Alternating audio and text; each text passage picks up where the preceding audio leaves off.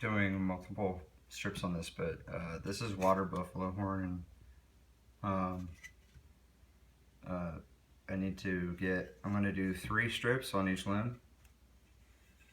The original had, I think, 4 or 5, but because I want this bow to be functional, I'm thinking doing a single strip down the center, and then we're going to do 2 on each side. The center of the bow is what's taking most of the stress, and also because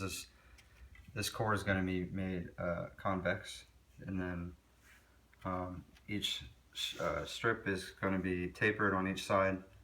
The center is going to be trapezoidal, and then there's going to be a 3-degree angle on the 2 side strips to meet up to the trapezoid sides of the centerpiece. And then what I'll do is I'll take masking tape and place 2 pieces of masking tape, put the center strip on, and then take the 2 other side strips that I'm going to get out of this and put them on the other sides of those. And then once I place everything on top of the bow, I'm going to take some stretch ribbon and wrap around the whole bow, and what that's going to do is kind of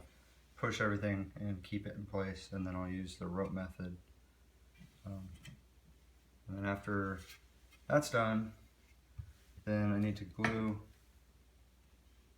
the bone plate on the back of here,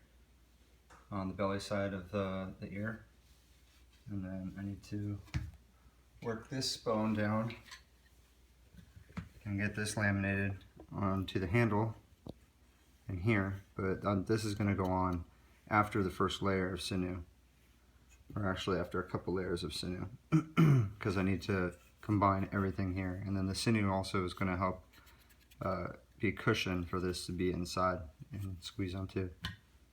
But after the bone is on here, and then I need to do a scarf joint here, and